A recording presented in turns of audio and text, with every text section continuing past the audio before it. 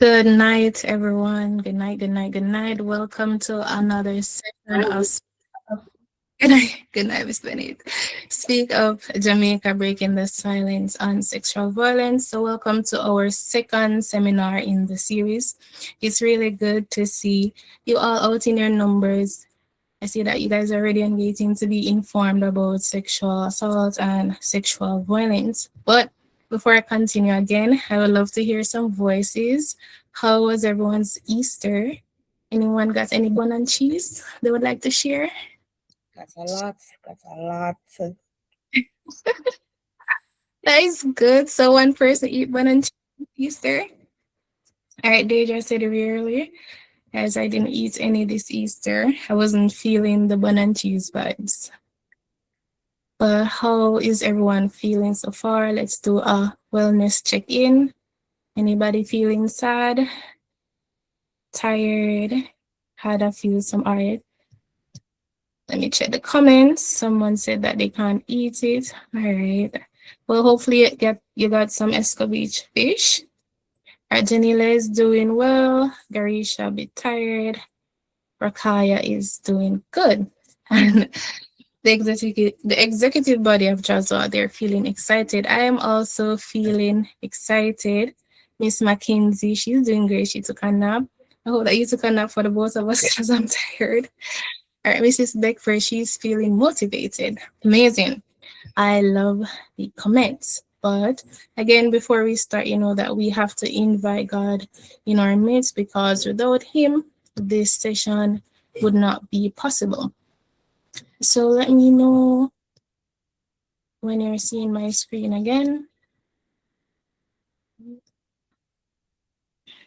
Right, so I won't be able to see the chat, but if someone can open their mic and let me know. Yes, seeing. Okay, amazing. Okay.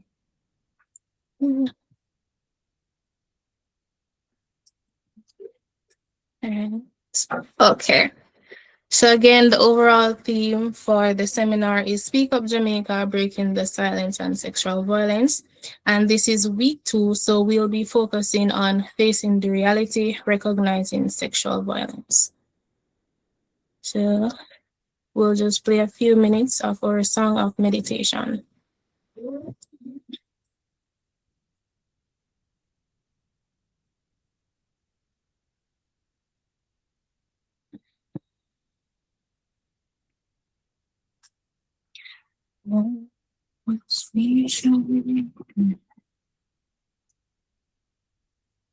We're not hearing it.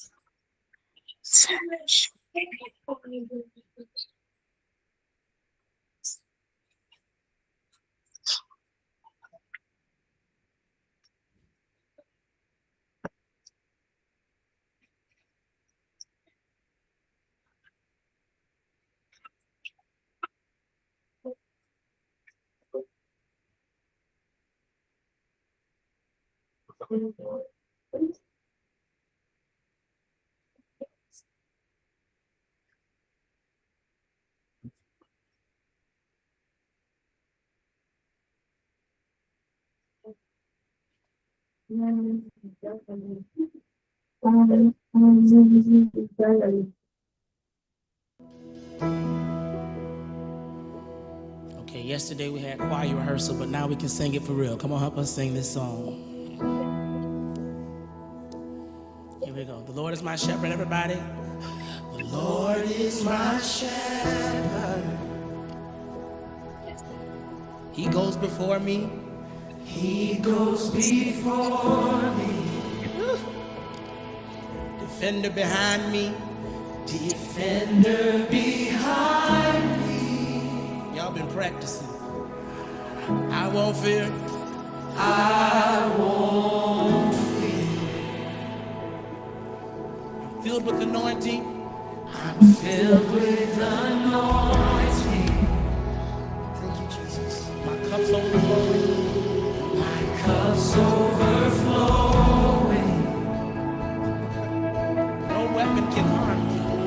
No weapon can harm me. Jesus, I won't fear.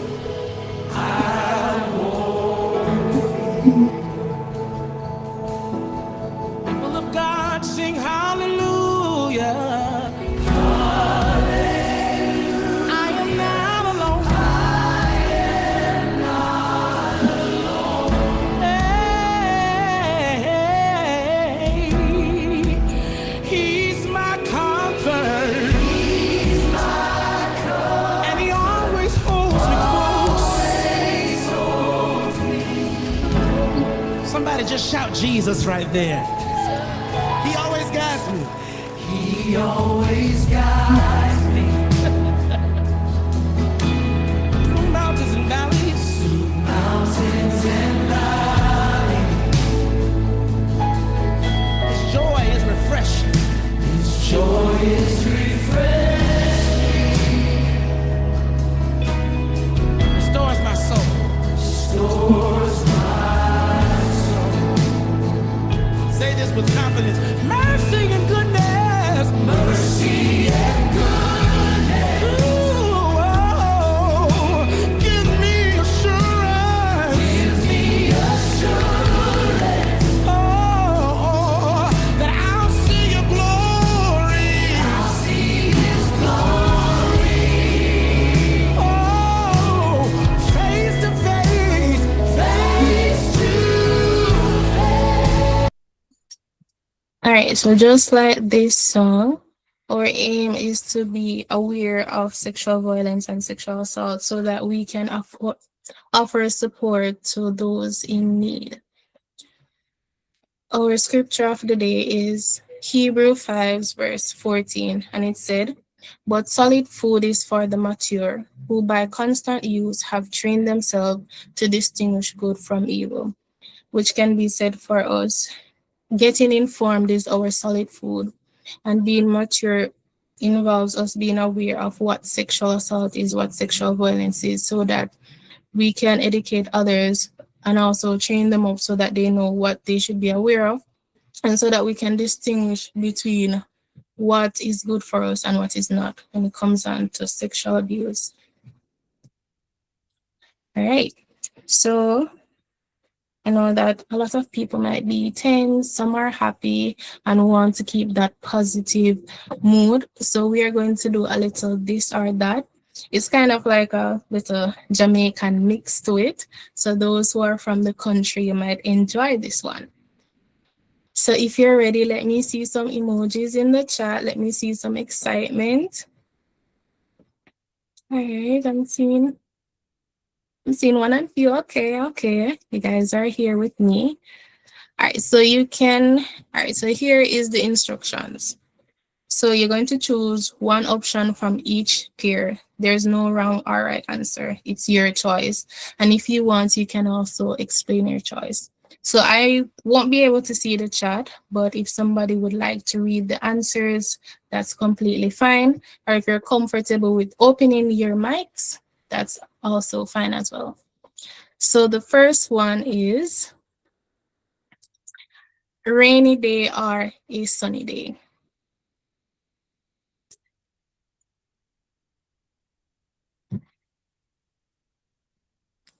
Sunny. Everybody fell asleep on me? Okay, sunny.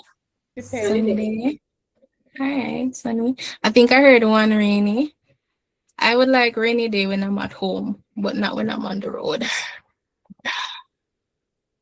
Would somebody like to explain why they chose sunny day? All right, that's fine. We understand. I don't All like to right. be in the rain. Just like you, I don't like to be out in the rain. Yes, if I'm at home, it's fine, but on the road, no, thank you. Now, would you prefer bush tea or Milo? So for those who don't know, bush tea would be like fever grass or mint tea. So in the country, you go outside and you pick a piece of bush and you boil it, and that is your tea for the day. Or you have Milo, which you can purchase in the supermarket and make it at home. Bush tea. Bush tea. Okay, you guys want to but them say bust the gas. All right.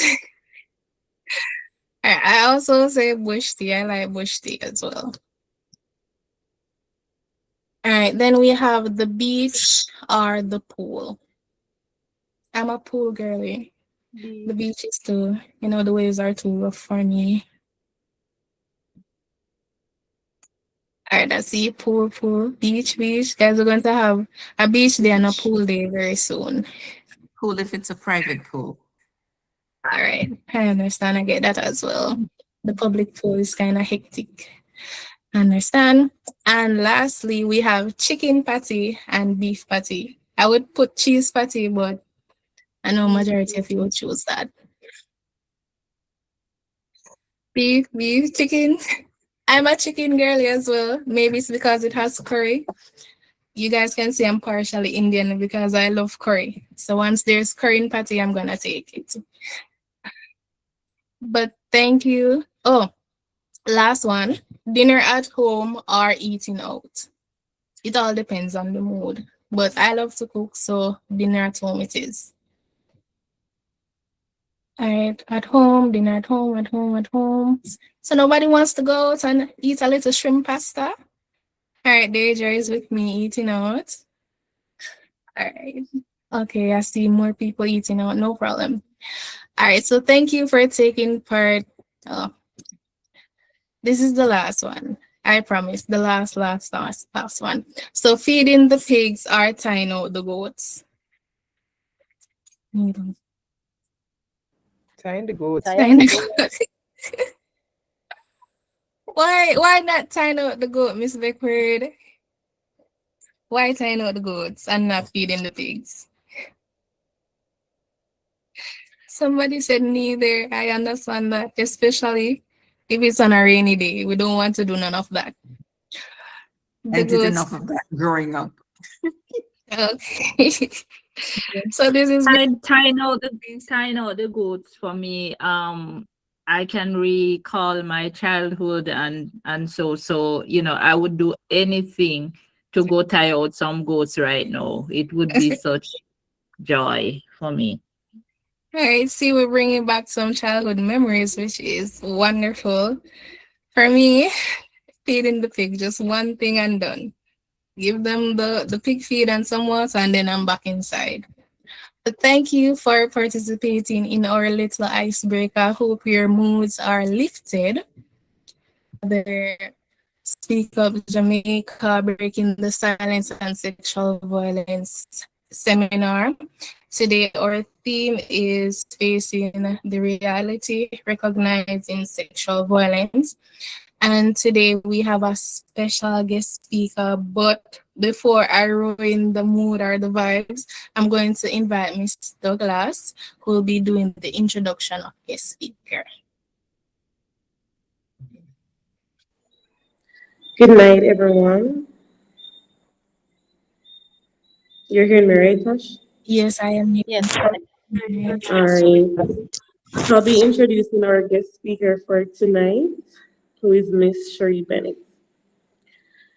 It is indeed a privilege to introduce our guest speaker for this evening's seminar, Miss Sheree Bennett. Miss Bennett is a dedicated and passionate social worker with close to 3 years of professional experience, having pursued her studies at the Jamaica Theological Seminary and Portmore Community College. She currently serves as the vice chairperson within her professional circles and is deeply committed to empowering individuals and strengthening communities. She is also a dynamic motivational speaker known for inspiring individuals to overcome challenges, build resilience, and realize their full potential. Her work extends meaningfully into advocacy, as she is the coordinator for advocacy and awareness on human trafficking at the Pursuit International Foundation. In this role, she has been instrumental in raising awareness and educating others on critical social issues, particularly those affecting vulnerable populations. Ms. Bennett is also actively involved in advancing the profession through her role as Vice Chair of the Communication Subcommittee of the Jamaica Association of Social Workers, where she contributes to strengthening outreach and engagement within the field. Beyond her professional achievements, Ms. Bennett is a woman of strong faith, having been a committed Christian for over 15 years. She's also deeply passionate about music and serves as a praise and worship leader using her gifts to inspire and uplift others. With her blend of professional expertise, advocacy experiences, motivational speaking, and compassionate spirit, Ms. Bennett is well equipped to guide us through tonight's important topic, facing the reality, recognizing sexual violence. We're confident that our insights will be both enlightening and impactful. Please join me in warmly welcoming Ms. Sheree Bennett.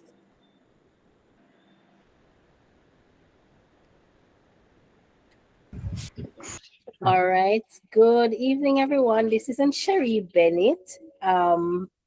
Sheree was on, Miss Bennett was on, but I'm seeing that like she got kicked off. So I'm gonna ask you to just give her about a minute to jump back on. Okay, no problem. No problem at all.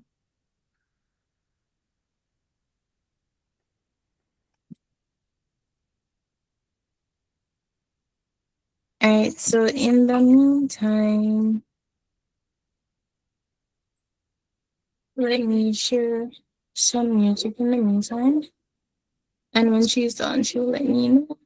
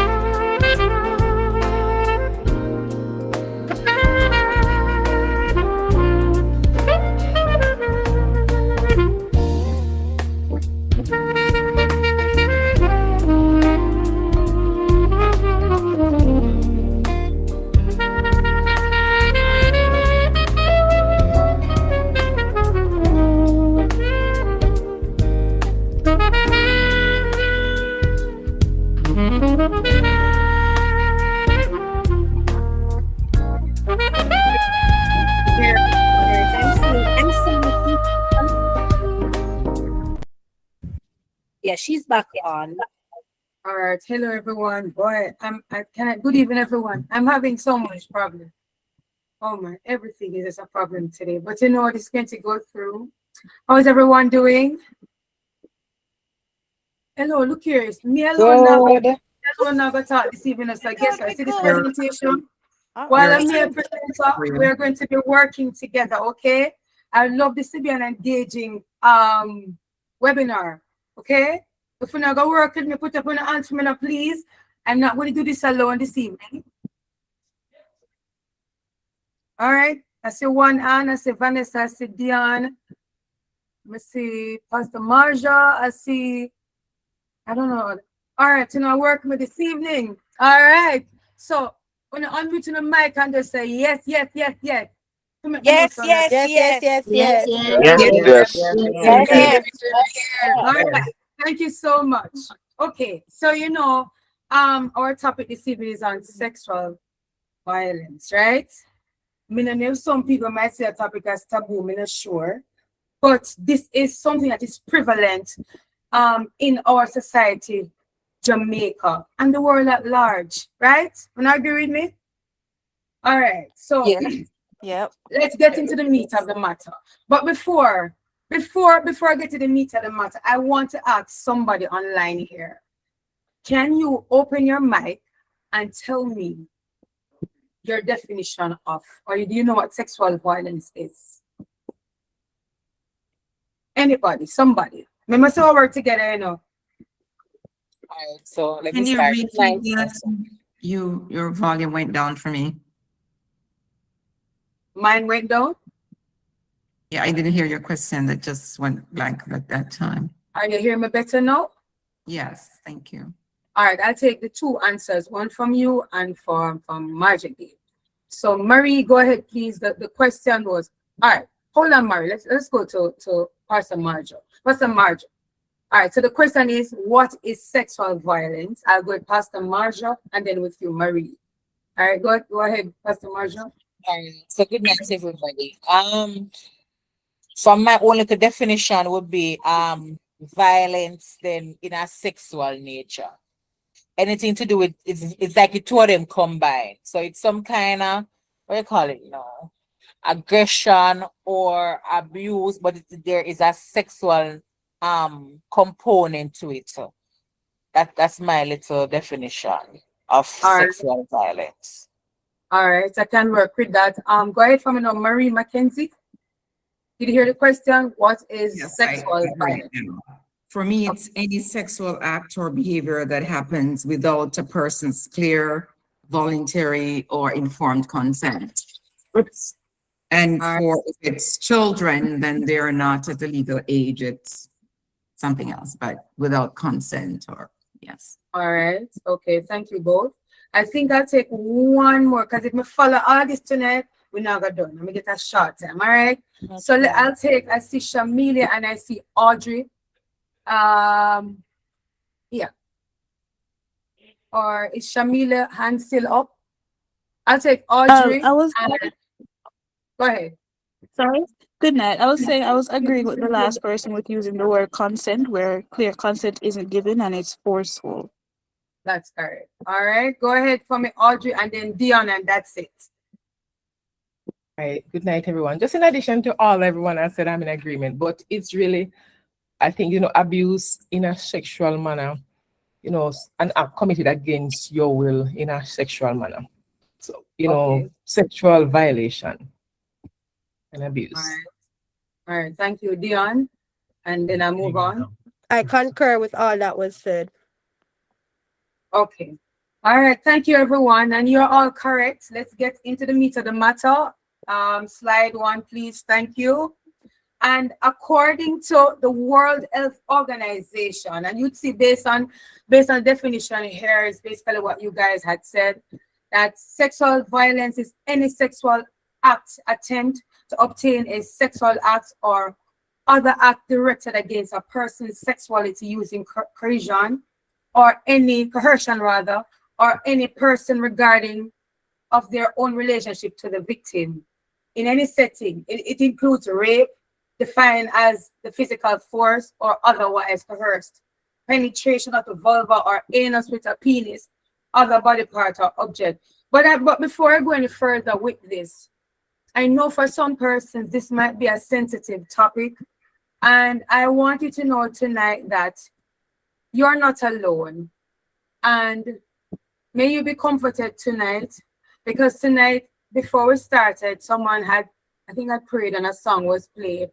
May you be comforted by the Lord Jesus. I know that you're not alone, okay? All right. So here we go. So you guys can see here. And even though this the definition did not show just now the actual word of consent, right? When we think about coercion, we're thinking about being forced, right, against your will. All right, let's go to the other slide. So for the other slide now, all right, so look at this now. Look what the World Health Organization said based on an estimate from 2021, that 6% of women aged 15 and over have been subjected to non-partner sexual violence at some point in their lives. And you guys know that we talk about non-partner, we're talking about anybody, no matter who the person might be, whether they want to be a stranger or somebody that is known to a person, right? So here we go to the other slide. We'll get them because this is where we're going to talk now. All right, so based on what I have here, types of sexual violence, it is not limited to this. And what I'd like you guys to do, you could add to my list right here. So we think about rape, you know, we think about, and you guys know what rape is as well. Rape, sexual abuse of children, intimate partner sexual violence, non-partner sexual violence, as we spoke about earlier, and sexual exploitation and abuse. We think about sexual harassment. So we think about sexual exploitation and abuse. You know, we think about, let's think about commercial sex or prostitution. You know, some persons are forced, you know, all right, so I don't know if you guys are aware that you have ladies who are called commercial sex workers that in Jamaica, I don't know if I have any international persons here, but you know, on a whole, people would call them prostitutes. But some of these ladies who are on the road, while some of us might look and say, oh, why are they doing that? Some of them are forced. And this is some kind of human trafficking as well, sexual exploitation and abuse, right? So it goes beyond what we even think it means, harassment. And I want to make note that sometimes persons might think that because we have violence, it's just penetration. It's not just that. It's somebody slap you on your butt. You know what I mean? If somebody touches certain parts of your body, we also consider that sexual assault or sexual violation. Anybody agree with me? And you can add to my list as well. So if anybody wants to add to my list other types of sexual violation, you can add to it. Anybody, any hands, any thoughts, anything in the chat? I can't see the chat so well. Anybody want to add anything? No? But someone placed in the chat coercion. Coercion. Right. Voyeurism as well too. Right.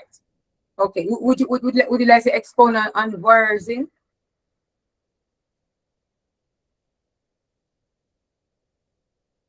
Miss Mackenzie?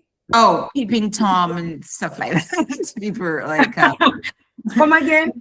Your peeping Toms or those people putting cameras in bathrooms and yes. All right, yes. Thank you for that. Thank you for that. And you guys know also that even pornography, you know, you might even have children where persons might, you know, do videos of them and send it to others, you know. We have heard of cases where persons might have been in sexual activity and not even aware that, and I'm talking about adults too, and not even aware that they are being videoed while in these sexual activities, you know. And the list goes on.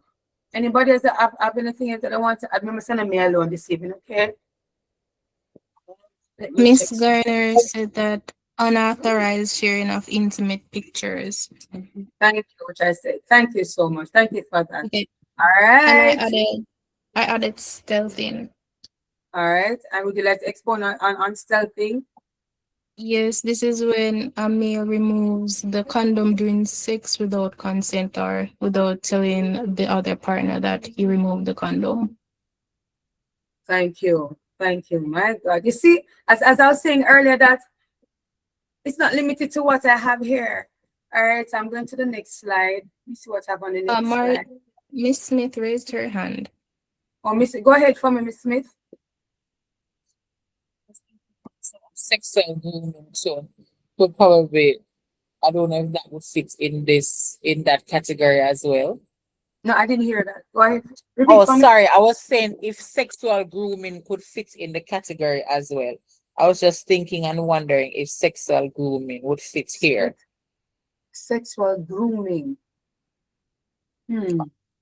Yes, I think so. I think so as well too. I think so. Okay. I most definitely think so, because when you think of preparing, and I think it would more pertains to younger children, for something that they're not prepared for and something against your consent. Yeah. Okay. I agree with that. You know, I was just and when you said that just now about children, I thought about, you know, I have some communities where you have like dons and so on, you know, those persons. Some of them are, some of them are responsible for that too, even parents.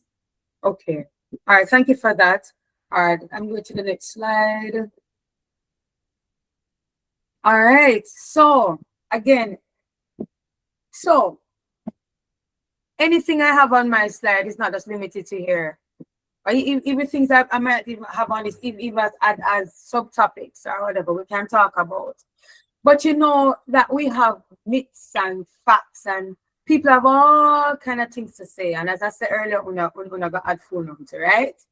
Or for the person who speak properly, you can add yours to the list, okay? All right. So myths versus facts. Look at this one. So in short, I place this one at the top, you know. People with disabilities are at low risk for sexual assault. What do you think about that? That's a big myth. They are highest risk. Hey, wait, yeah, because I hear the facts say. The fact says people with disabilities are victims of sexual assault twice as much as people without disabilities. Not true. Because sometimes we think that people with disabilities, them just, people just put them up, you know, on a little category by themselves. I don't know, I feel like, say, boy, I don't know. They don't have certain, you know, whatever the words are to describe them. But can somebody tell me why they would agree that this is a myth? Anybody? I think because, you know, disability is a broad scope. So you're not just looking at a physical disability, it could be a mental disability. So because of that, I mean, and then because a lot of times they're not able to speak up. You know, when you think about a majority of them may fall under a category of not being able to use that particular sense of speech. So then they can't tell someone what's happening to them, and someone else that's taking advantage of them takes advantage of them for that reason, because, hey, they can't say anything. So yes, that's why I believe that is a myth. I agree. And I also add to that intellectual disability as well, you know. All right, thank you so much. Anybody want to add? Well, just to add as what you're saying, the whole issue of intellectual disability, not being able to properly reason and understand fully what's happening to them. So they can't say yes or no because there's a lack of understanding. All right, thank you. All right, so the next one we have is sexual assault is an act of lust and passion that can't be controlled. Can you imagine that? So, you know, let's talk about something. You have women, and let me say something. I believe that women, you're supposed to dress modest, right? But I have a problem when men would say, because she was just a particular way, right? Then they're, what we call that now?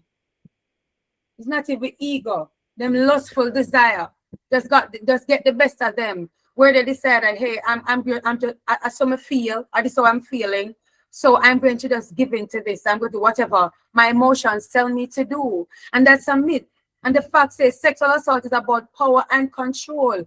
It is motivated by sexual gratification. Men and women need to learn self-control. And I believe also, based on, if I should take it from a spiritual standpoint, is that, you see, anything that you feed to your mind, you become. You know, it's a general statement, come and say you, right? You know, it's a general statement, right? Yeah. So I have to be careful where that is concerned. Self-control is important. How we carry ourselves, what we see, what we do, how we respond to what we see is very important as human beings, whether we're Christians or no Christian. Anybody agree with me? Or anybody want to add to that? Not a problem. Or should I just move on? No.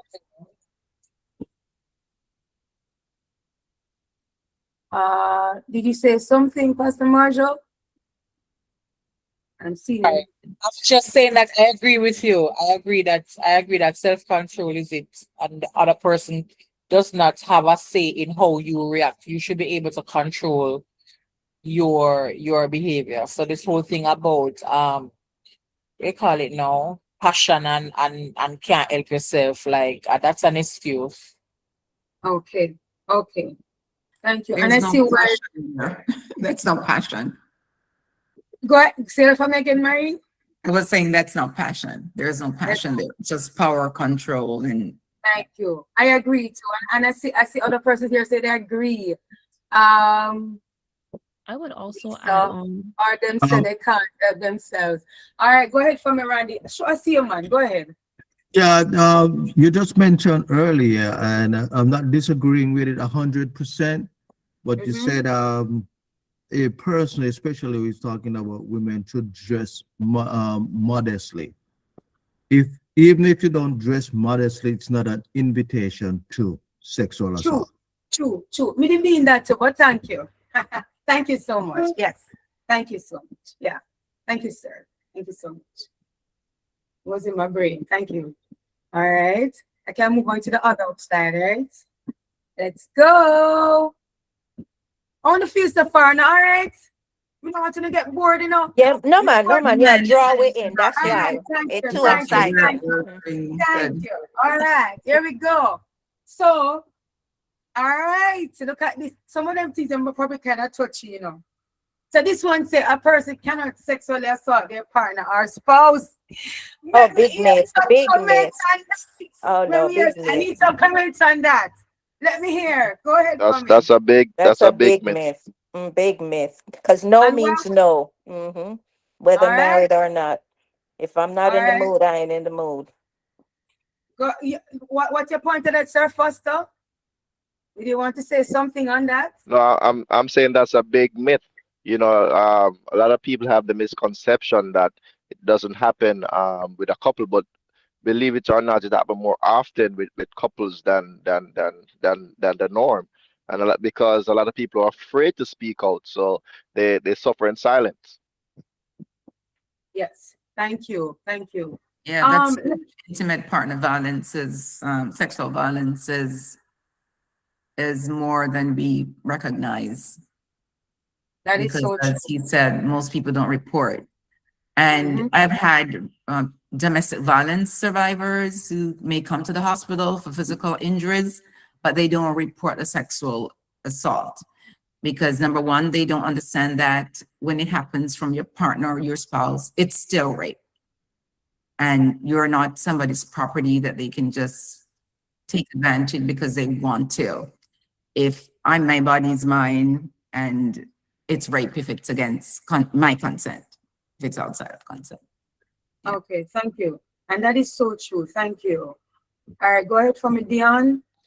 Another thing is, being in the church, sometimes the scripture is held over your head. So for example, in 1 Corinthians, where they said that you should not deprive your partner of sexual intimacy, and so the spouse uses that as a weapon to say, if you are in God and you are in the word, let's do what God says. Don't deprive me.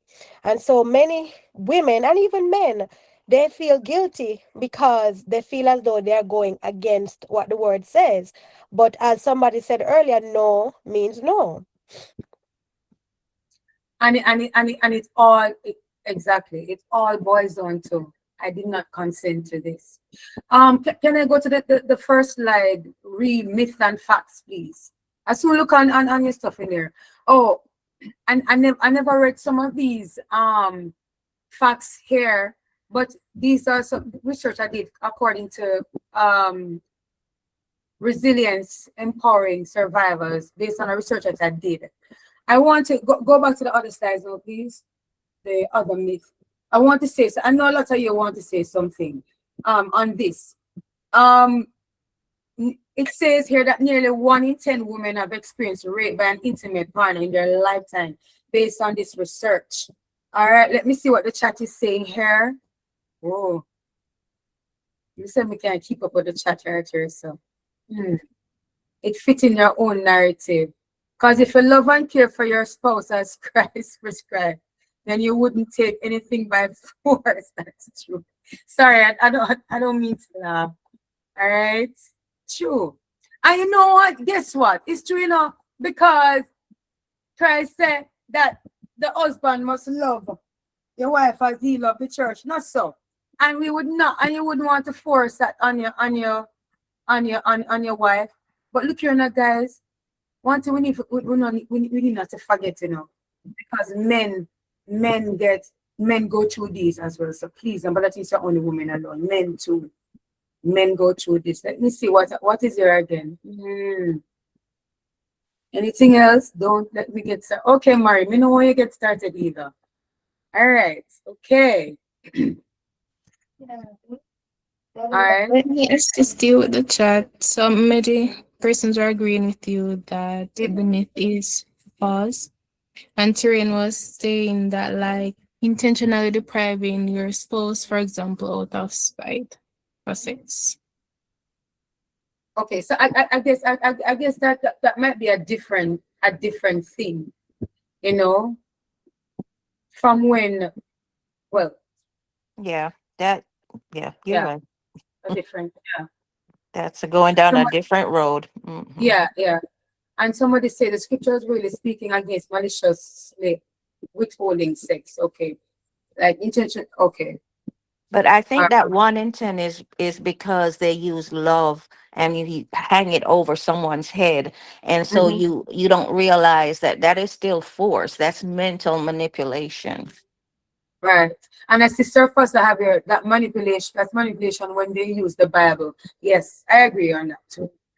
All right. Anybody else have, should I? All right, let me go to the other one. The other one says,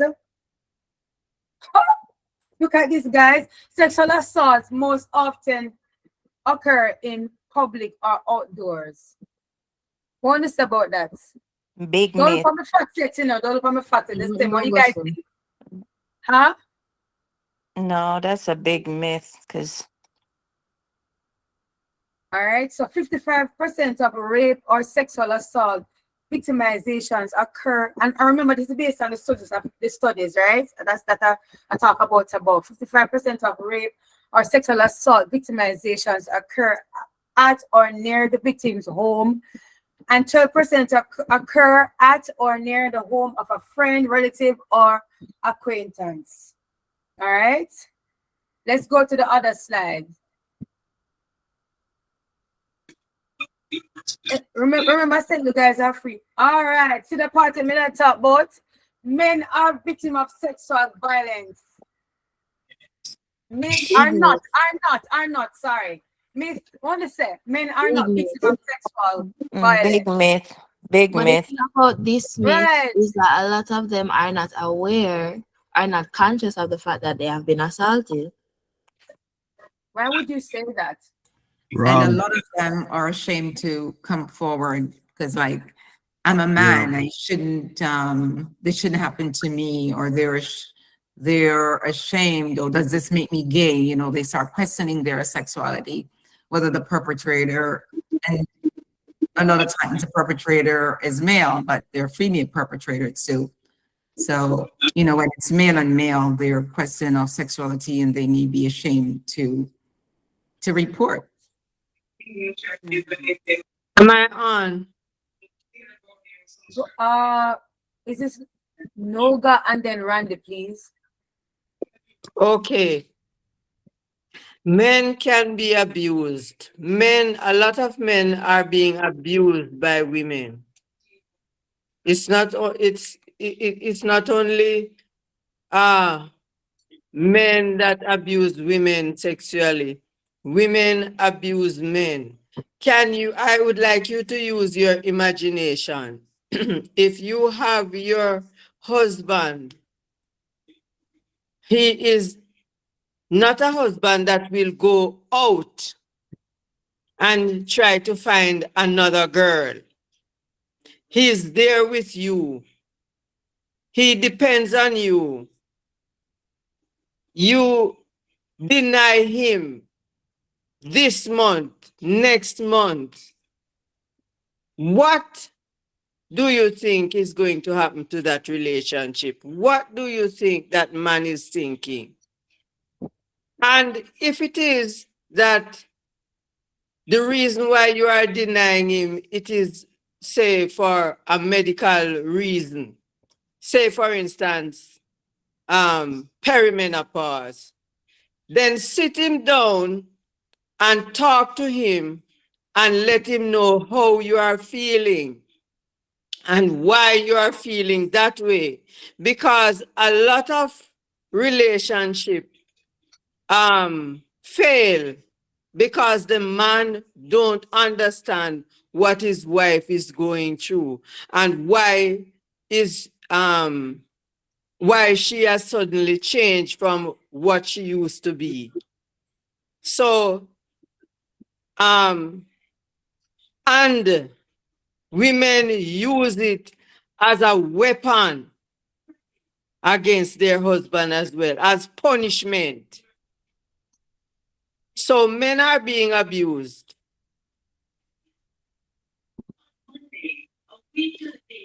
Okay, Miss Gord.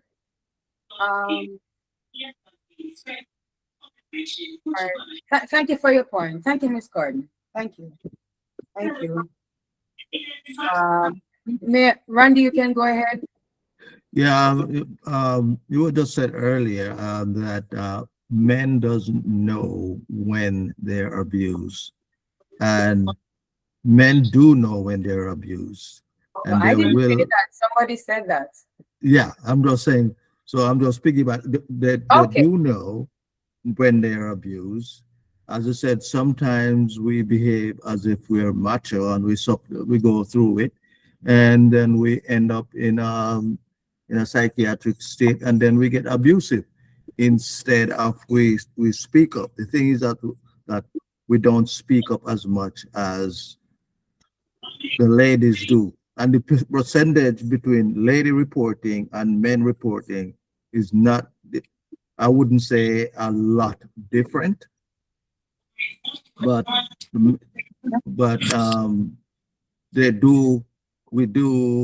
men do suffer from sexual violence, men to men, women to men, and in general, if you ever think about quid pro quo in a workplace environment, when he will get a promotion if he sleeps with a female boss. So that's another area that we dealt with. Okay. All right.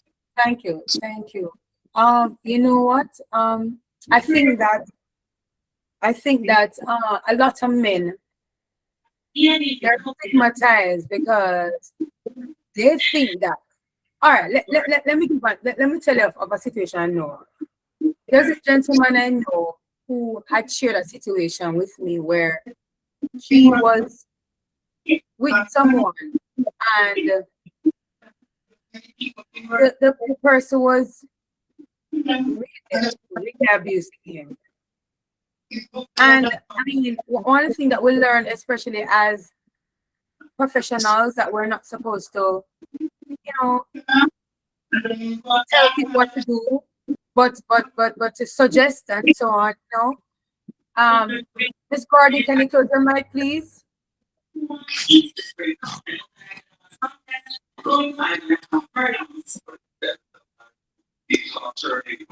Noga, your mic is unmuted. I'm trying, but something went wrong. Okay. All right. And I told the person that, listen, you need to get help.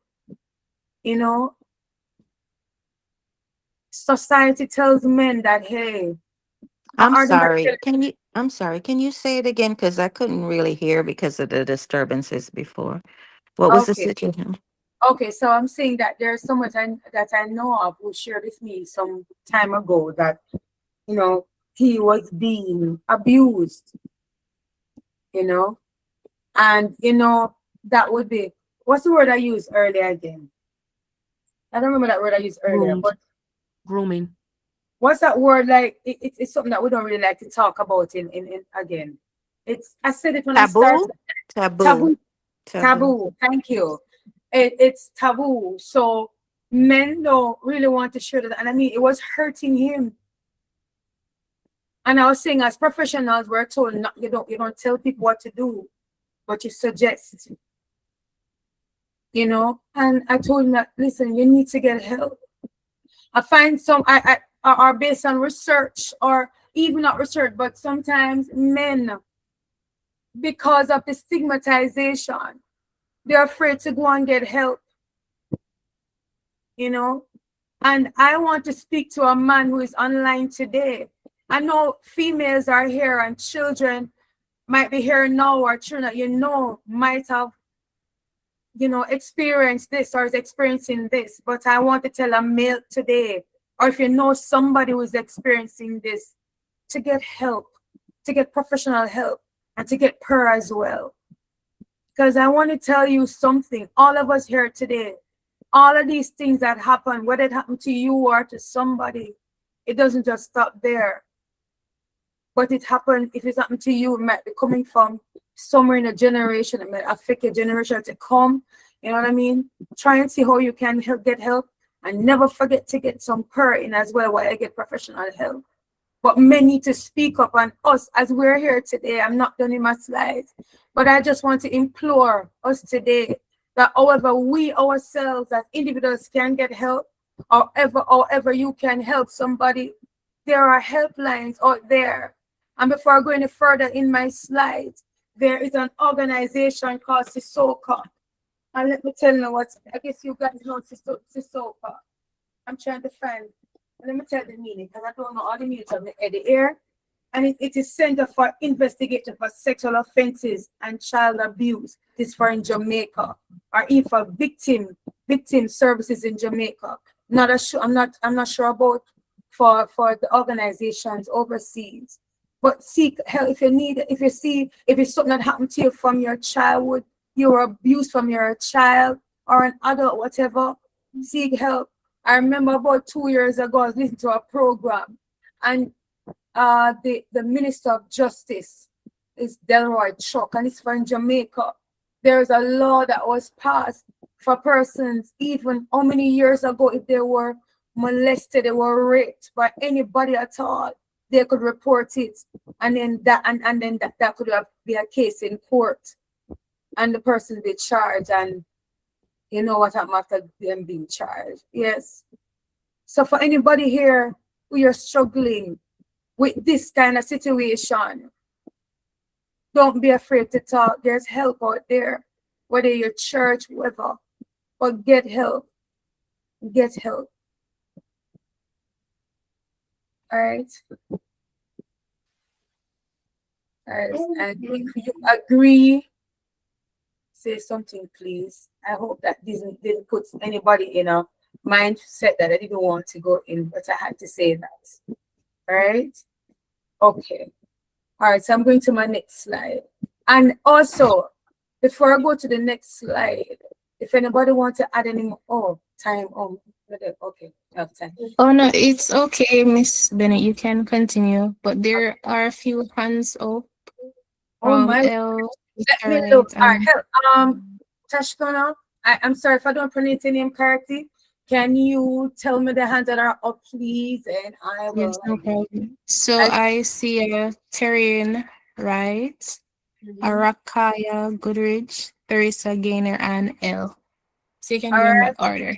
The first thing, all right. I want to let me hear from somebody first. I haven't heard from. Go ahead for me, Terrain, and then I think Lisa and the other person.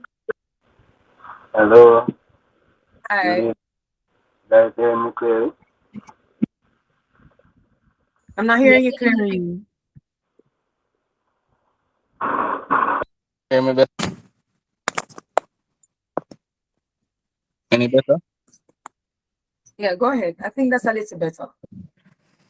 All right, so good evening again. I was participating via the chat, but I'm I'm just sorry. able to talk now, so I have a contribution as it relates to this topic. In my estimation, the situation with men and abuse, I would say the root of it stems from the fact that our society has not taught men how to value their purity. And what I mean when I say this is because as a male, you are not conditioned to protect your virginity. You are not conditioned to, speak up. For example, if an older woman is flirting with you, it's rather encouraged. So there's a lot of things in our society that encourages sexual abuse against men. For example, you'd see like a teacher having sex with her student, and the males would actually, encourage the male student, say, yeah man, you're doing the right thing, and he would get a lot of clout, so to speak, for that act. But in hindsight and in reality, it is actually abuse and it's pedophilia. But our society doesn't teach that. As a man, your worth is determined by the amount of women you sleep with. So men, when we even as you'd see videos online of adult women dancing and little boys. So that grooming starts from very early, you know, because we don't see it as anything wrong. We don't see it as corrupting our young men. So because of that, a lot of times they don't even think that they are being abused. So there's no incentive to go and report it. An older woman putting advances towards a younger male, and he'd probably share it with his friend. You might go say, but brother, you eat that? What do you mean you go tell people? Talk to your woman, man, and he would be encouraged to continue the situationship as opposed to bringing it to the relevant authorities. And I believe you guys would have spent some sufficient time discussing stigma.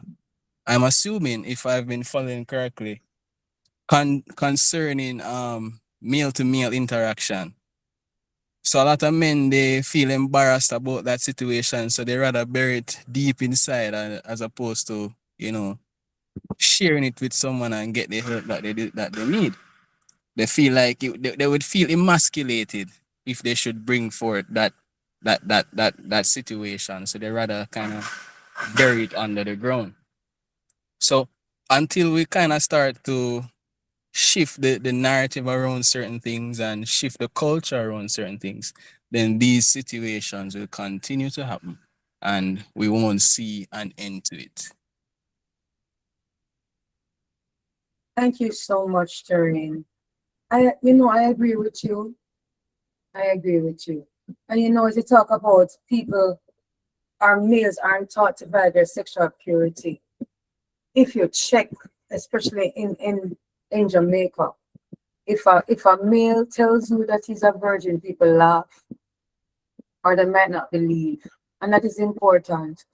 And so you find that when men don't get the space or the medium to express that, hey, I've been abused, I'm going through this. Sometimes they they give into different things, you know. They bottle it up and they different things.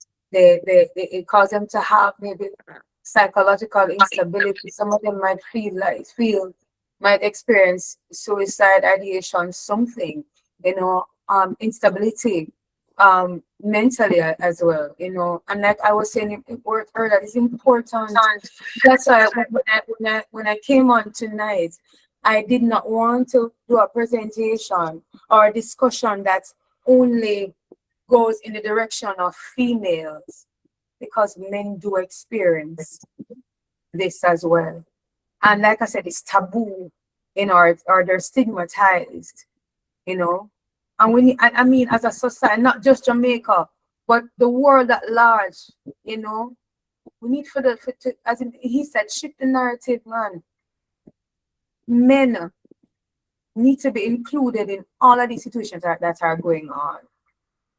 We need to think on it, we need to care for them as well, and ensure that they too are protected, you know. All right, I think it was Lisa. I think Rakaya was next because you wanted someone who hasn't spoken. Okay, go ahead for me. What's the name? Bakara? I'm sorry. Rakaya. Hi, yes, good night. Y'all can hear me, right? Mm-hmm.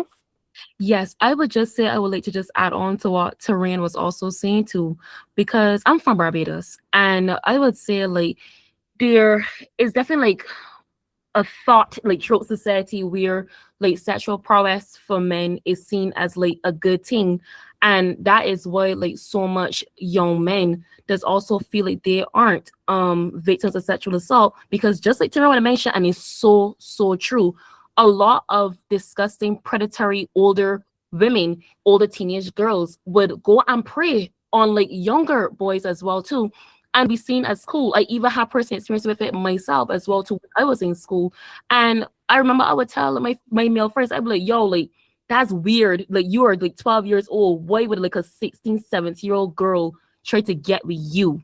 Like what? Like realistically speaking, like what are you even seeing there? That is a child. But like I think once again, because of how we're socialized, it is just seen as something that's just like cool, because you know something about me must be so amazing that this older person like want to be attracted to me. But in reality, it's just pedophilia, and it's disgusting. And I think it's important to recognize that, you know, women can also be predators as well too. But yeah, that's just what I wanted to add. Thank you so much. I just thought about something. I don't know. I don't remember the information about it, but something dawned on me. Do you know that in Jamaica?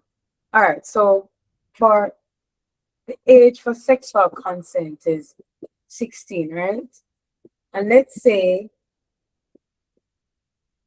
two persons had sex.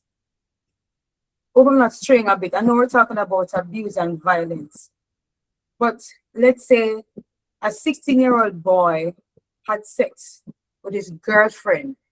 And listen to me, you know, his girlfriend.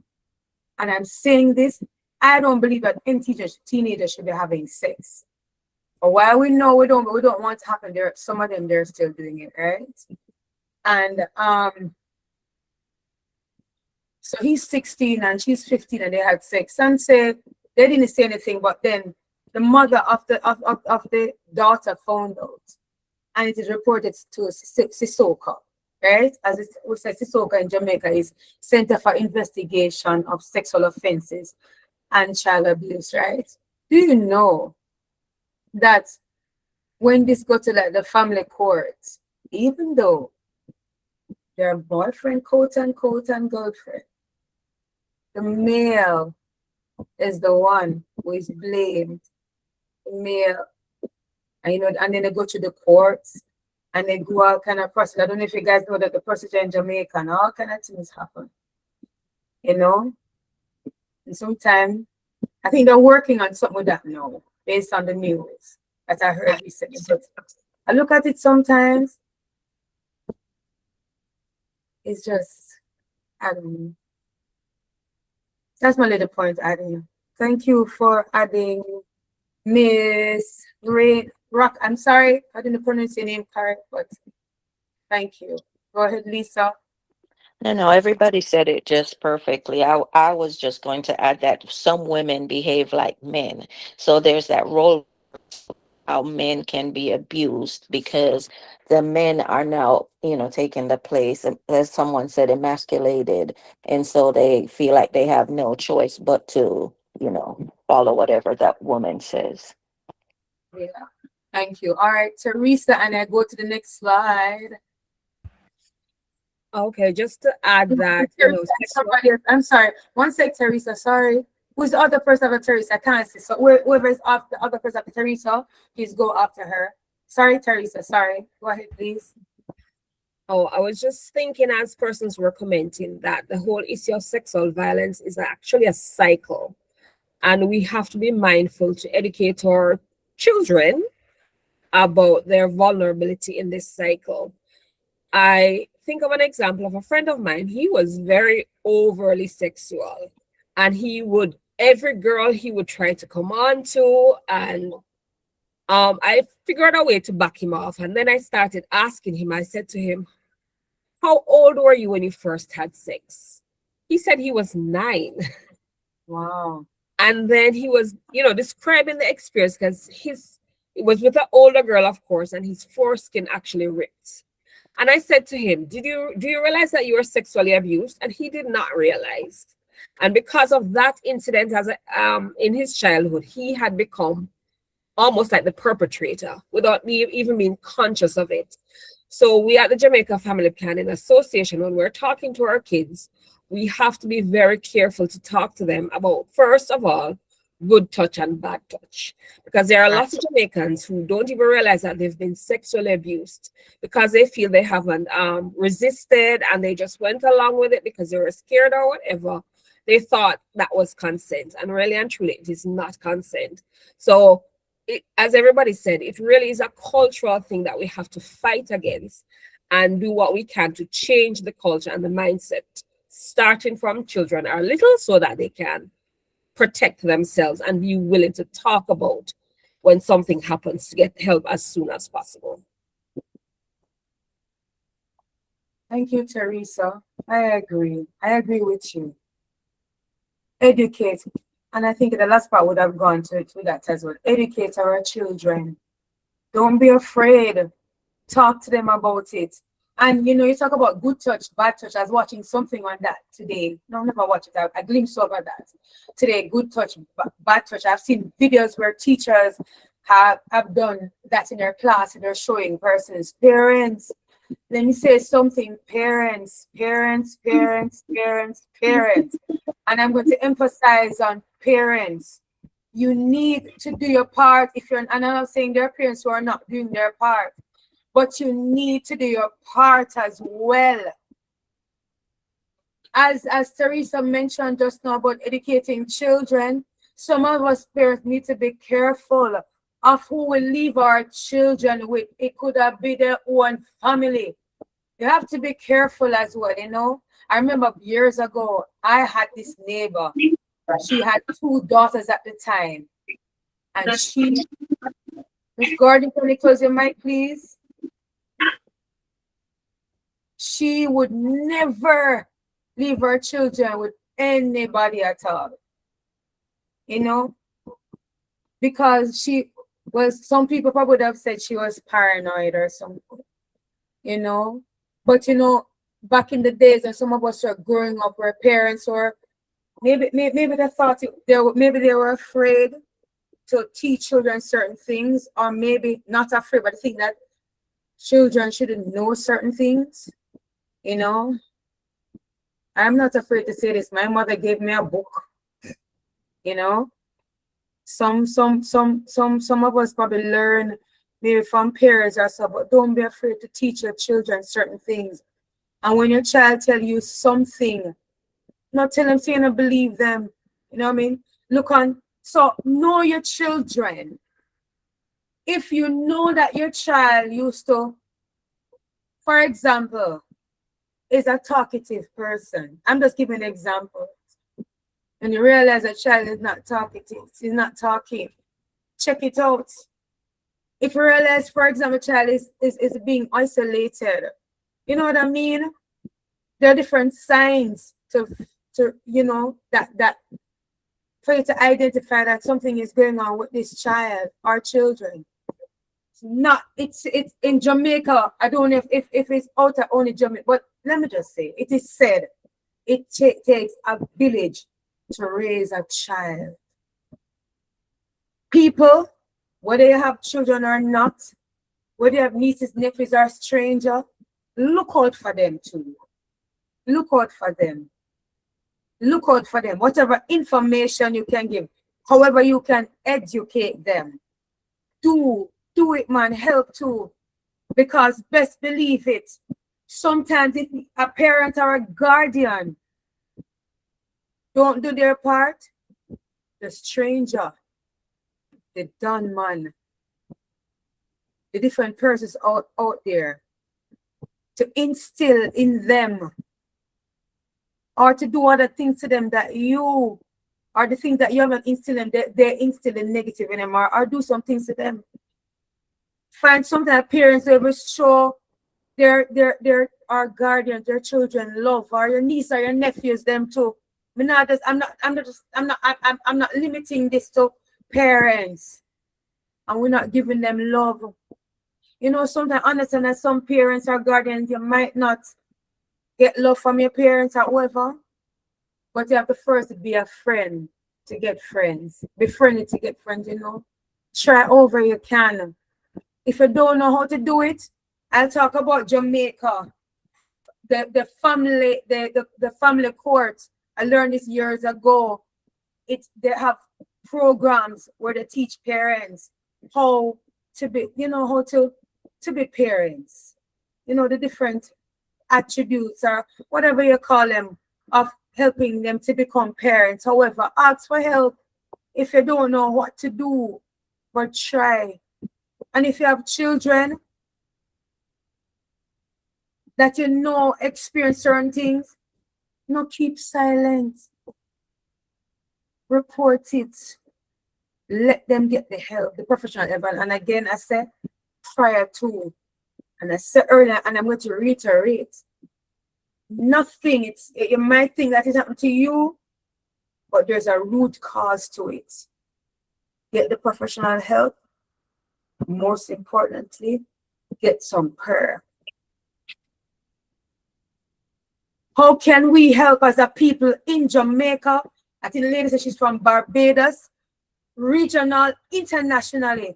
How can we ourselves help? Get the information, read, know the signs of these things. Get the information so that you can help those in your circle and those out of your circle to help others. I don't know if you have been abused today. I don't know if somebody on the line have been abused or assaulted. However, get some help. Get help, man. Get help. You're not alone. I'm telling you, you're not alone. And if you notice, this is my second time where I interject, I have to say that. Because today is not just a presentation of saying, hey, so and so. But somebody here who is on the line, you might be going through something. Help is there. Or you might know somebody. Encourage them to get help. You might learn something here today. I'm encouraging you to encourage that person to get help and get prayer included. And if it's you, the same. All right? Go ahead for me, Terry. Yes, you guys still hearing me? Yeah, I'm hearing you. Yes, I was just going to backtrack to the earlier point that you mentioned. I believe it was pertaining to statutory rape.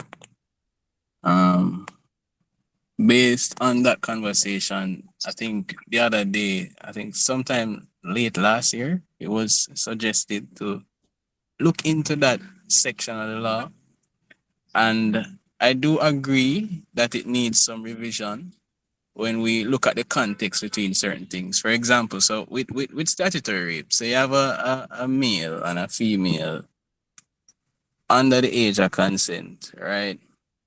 As you would have given the context of them being, boyfriend and girlfriend. Even if the female would have said yes, she wants sex to happen and whatever, based on the fact that they have not met the age requirement to be able legally by law to give consent, it is null and void, right? Even if she said yes, there's no rape as we know it, where it's forced or coerced or anything. It's mutually decided upon. But in the eyes of the law, there's no consent because they don't meet the criteria. That male will face criminal charges as a result of that, which is a bit unfair and can be considered, in my opinion, a bit excessive based on the context.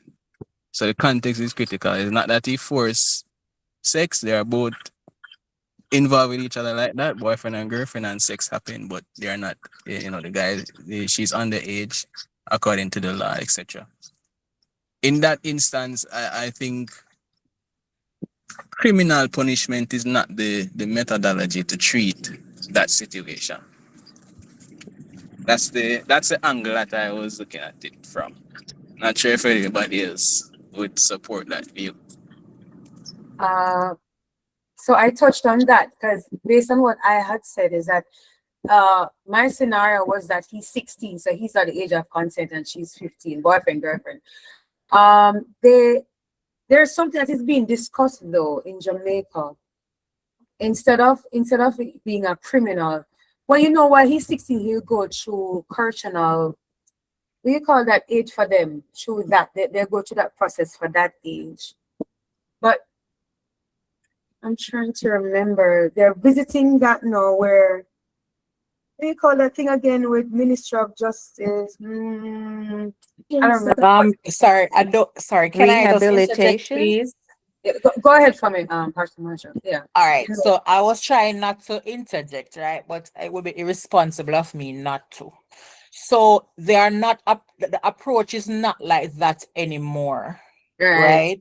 There is a child diversion program. That's the word. Yeah. That's right. Yeah. And these boys and girls are placed in that program. So they are no longer made those situations when it is not forced, when it is a boyfriend and girlfriend situation. Those situations are diverted from the court, through the court if it reached court, or through even the police. They are diverted to the child diversion program when these young persons are placed in family counseling, sexual orientation counseling, where that is how they're dealing with it now. So it is not like one time when the boys were placed before the court and they go through the whole court system and they were either sent to a correctional center or they were given probation. We're not dealing with it like that anymore. So I would be very irresponsible if I did not say something. It's not like that anymore. Even if the laws have not changed, because it is still considered, and I think they're working on that, they have put programs in place to deal with children differently now. And I have to state that. Yeah, thank you. Thank you. Thank you, because I'm here trying to remember, because I know I heard it on the news. A child that, yes, thank you. So, Terrain, we can give thumbs up for that, because I was saying they're working on something. Thank you. Thank you. Thank you. Thank you. All right, Terrain, we're going to leave it, Terrain. Terrain, now move on to something else. I think you want to add something else. I'm moving on, Terrain. Can I move on? Yeah, you can move on. Thank you for the person that gave me the new information. I didn't know that. Right. Much appreciated. All right, so we have some professionals online, man. All right, may I have the other slide? Only sleeping on me? Anybody sleeping on me? Yes. If you're not sleeping on me, please say. Is somebody saying You're yes? still wide awake, man. We are awake. We're awake. We're awake. Everybody, please remember our conduct, because we don't want to know. Pastor may be boring tonight. And thank you so much to what's her name? What's her name? Miss O'Connor. Thank you for giving me the extended time because the people them like it. I'm like it too. Thank you. All No right. problem. Ready, we're going. Ready, set, go. Say go. Only say go with me to the man who wanna go with. Go, go, go, go. Go. All right. Go Okay. on. Let's keep So, the all right. conversation going. Okay. Thank you. So let's talk about this. And tell me what you think about this. All right. So we think about effects on survivors. So know what about survivors? I know what survivors mean already. Tell me what you guys think about this. I was thinking about some persons do when they go through the sexual violence or assault, whoever wants to categorize or abuse. Some of them do get pregnant, and this should be unwanted pregnancy. Sorry, that's what should be there. Some persons deal with that where they end up in that position where they want to be a stranger or even a relative. We know we even have incest. It's sad to say that,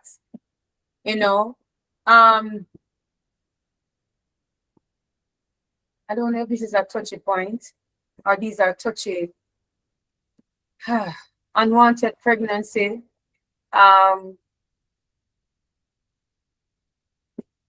Sexually transmitted diseases, people are left with physical and emotional scars, mistrust, trauma, afraid to be targeted again. I was watching this program recently with this lady. It's called Alric program. I think I watched it last month. I don't know how many of you watch it. And she said that when she was 10 years old, she went to some event, and when she was heading home in a taxi, I'm still wondering why, and it was night, why a 10-year-old girl was heading home. But anyway, that's beside the point. Whatever happened to her should not have happened. And she said that the driver turned off somewhere, and she was asking where he's going, and he took her to some place. And she was telling him that at 10 she's a virgin, the man raped her. And raped her, and years after, when she became I think she said 16 years after, it almost happened to her again, and the perpetrators allow her to go. One of them in particular.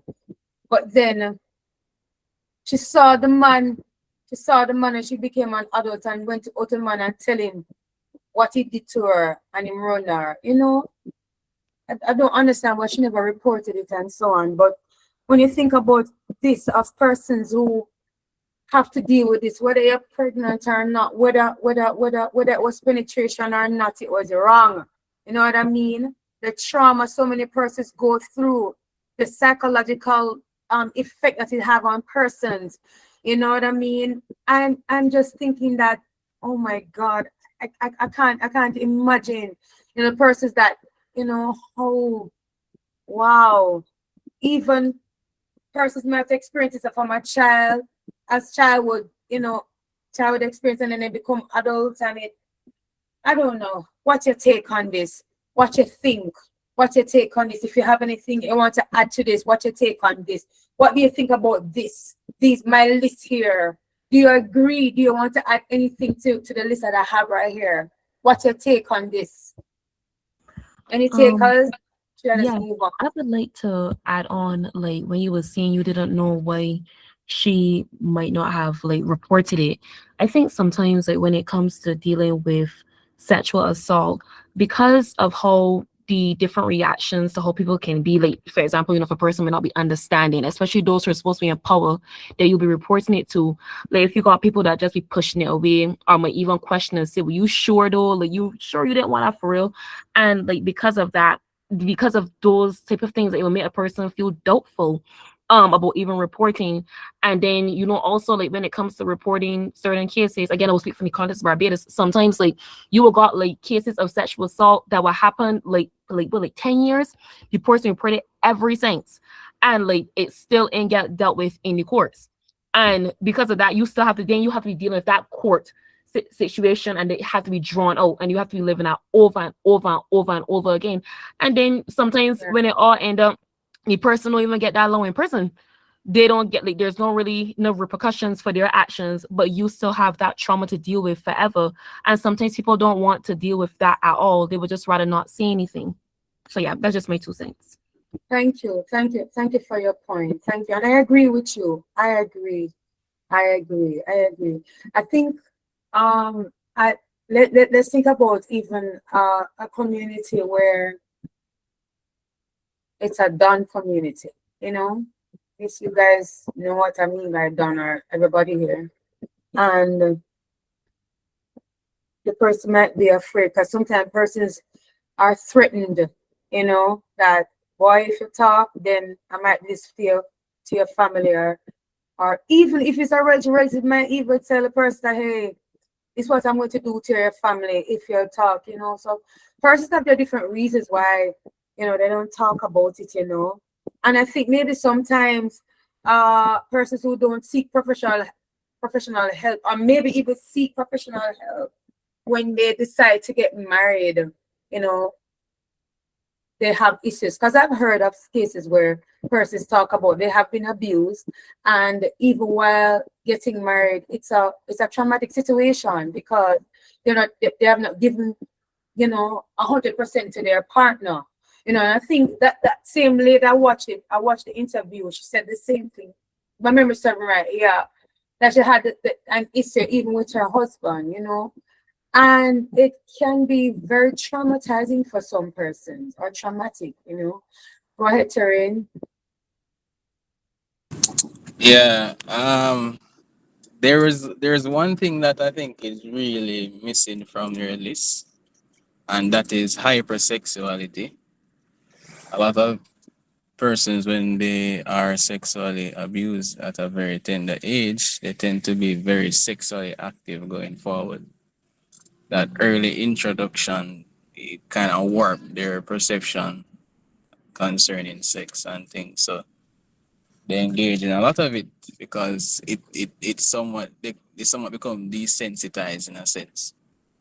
There's also the whole idea to that the long-standing impact, because it's like though it's physical, it's like a psychological wound, which often, you know, doesn't heal or takes a while to heal, and it complicates relationships going forward. A lot of women, their first encounter with sex is often unprovoked, unwarranted, and it when they do, for example, get married and they're in the context where sex should occur, it feels wrong, and it really damages the relationship going forward.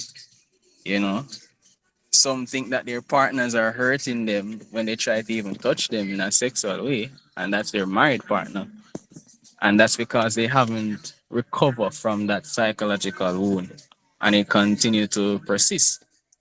So it's a very, very unfortunate situation, and it will take a lot of patience and understanding and a lot of deliberate effort, you know, to move forward when you've gone through something of the sort. I agree, Terry. Thank you. But you just said what you do, you didn't say on my list. Remember, I said it would add to the list. Thank you for adding to the list. Thank you so much. Thank you. Anybody in agreement? Hello, remember I asked you guys, don't sleep on me. Thank you. No, that was very well put, Terrain. That was very good. Thank you.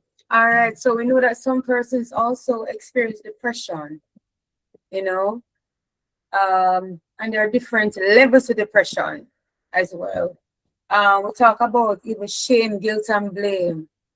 But can you imagine that? People who have experienced sexual violence, assault, abuse, however you want to categorize it, should never ever blame themselves. But it's not their fault. And that's something I need to put out there. It's not their fault. Not their fault. Anybody agree with me? Not their fault. Yes, not their fault. It's not their fault, but it's easier said than done that they should not take that blame onto themselves. It's true. Well, and in that case, inside, I go back, I reiterate again, counseling, professional help, and her will help person through this type of situation, this type of trauma. Let me use that word. And I add on the suicidal ideation. Persons who have suicidal thoughts or person who attempt, to attempt suicide. Again, I will reiterate, get help, please. Get help. All right, let me see the next slide. What's on the next slide? I think I'm almost done. All right. So tell me what you think about this. What are risk factors? All right. This is my take on this. Substance abuse. A person who might, let's say you're taking some kind of, the person taking some kind of drugs or getting drunk then. Sometimes when persons find themselves in that kind of position, they don't even know themselves, So can you imagine somebody who is probably, for example, at a party and they're indulging in drugs, right? Which they shouldn't be doing, and somebody come over to that person, maybe even a stranger at the party, and after being on drugs and what is the word to use now? You're intoxicated by alcohol. You can be intoxicated by drugs as well. Yeah. Harm reduction. Yeah. And they reach a point that they don't even know themselves. Let's think about it.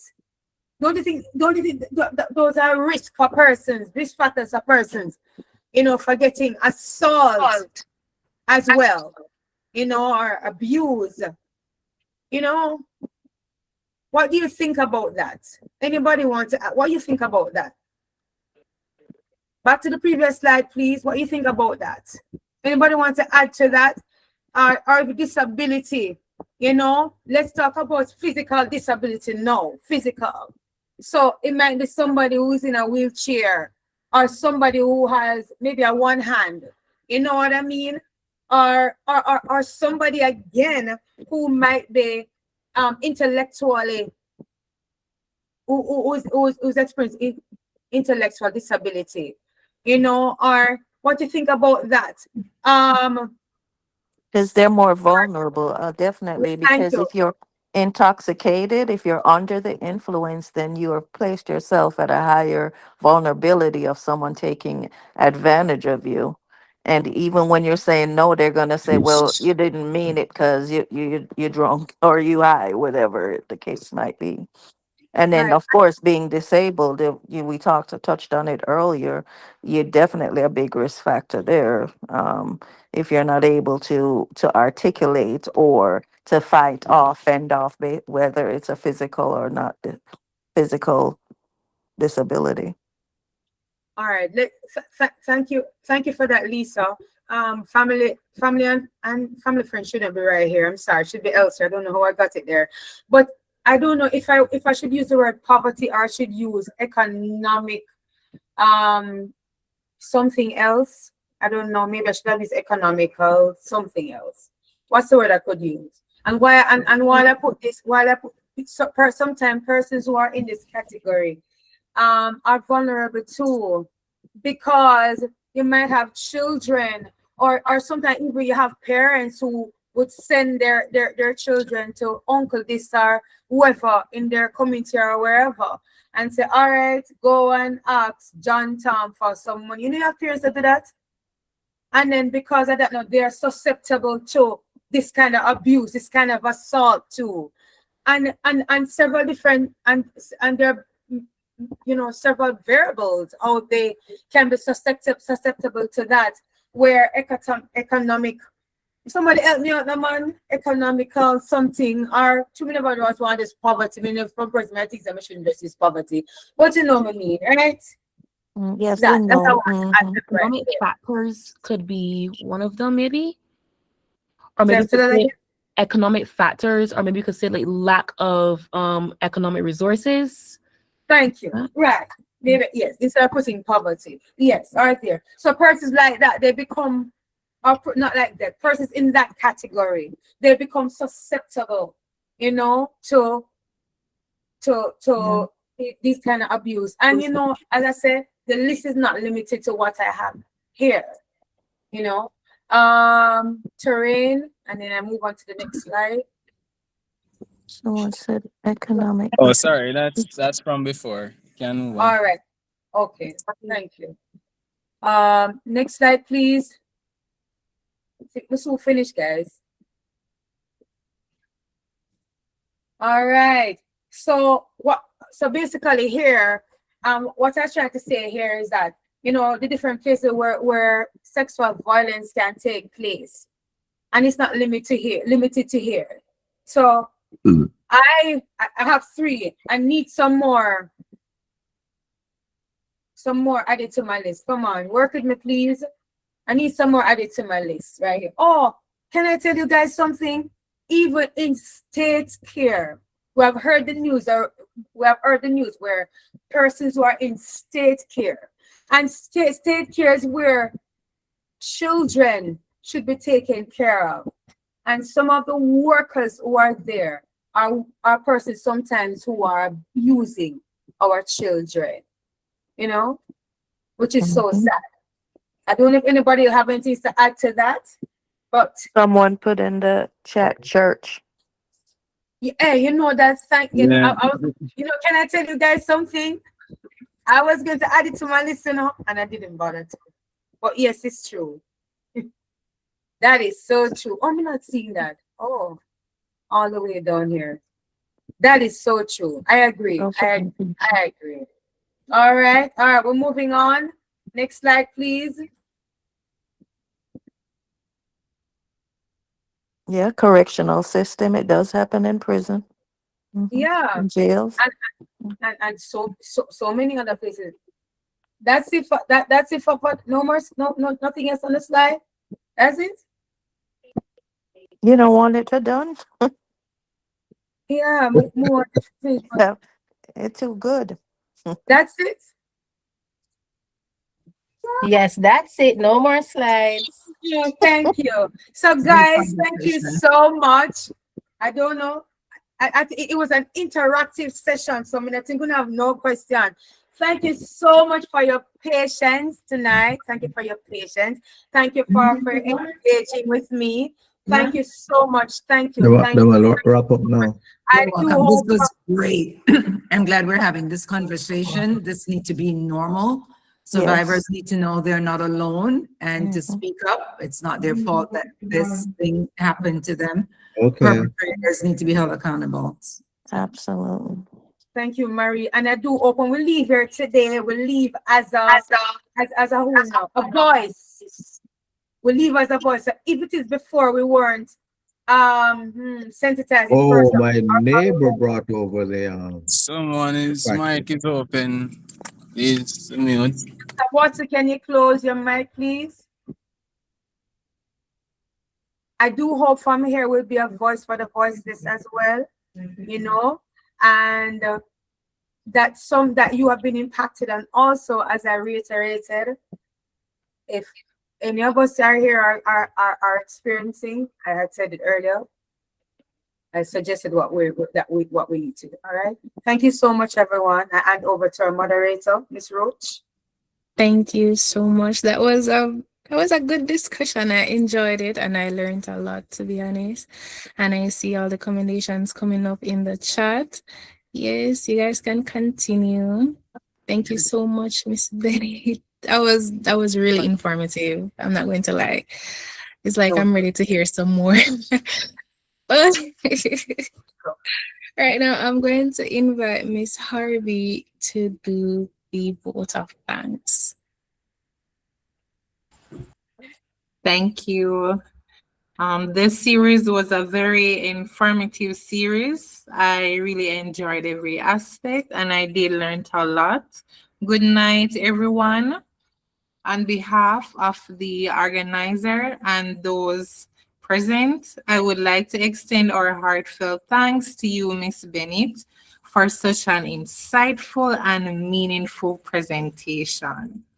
We really appreciate the time you took to educate us on this very important topic. Your discussion on the different types of sexual violence, the myth versus facts, the effects on survivors, and the risk factors and the situations where abuse can occur was both enlightening and impactful. Your presentation has opened our eyes and helped us to recognize that many forms of sexual violence have become so normalized in our society that we often do not realize them. We are grateful for your willingness to share your knowledge and expertise with us this evening.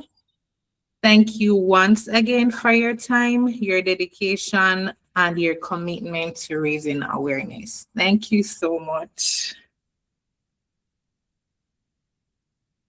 Yes, thank you. Let's continue to see those emojis going up in the chat. Thank you so much, Miss Bennett. We see that the time is going, but we saw that you were enjoying the presentation and everybody was also enjoying it. I saw all the questions, I saw all the comments. I see that everybody is being informed, and as agents of change, I am charging everyone tonight to share all the information that you learned. Share it with your friends, your family members, even a stranger. Share it with them, because anybody can be sexually assaulted or can be victims of sexual violence. And it is our duty as a nation to spread awareness and to help those in need. So thank you once again for coming out. I appreciate it. And I'm looking forward to seeing everybody next week, Tuesday, same time and same place. Our speaker for next week was on. One of them, Miss Gaynor, she'll be speaking about understanding consent. I saw Terrain asking some questions about consent and the age of consent. So next week, we're going to get a belly full. We're going to learn more about consent and the dimensions of consent. So once again, thank you guys for coming out. Yes. Thank you guys for coming out, and I am looking forward to seeing you next week. Bye. Thank you. Have a great week, everyone. Bye-bye. See you. Good night, everyone. Bye. Yes. Good night. Blessings.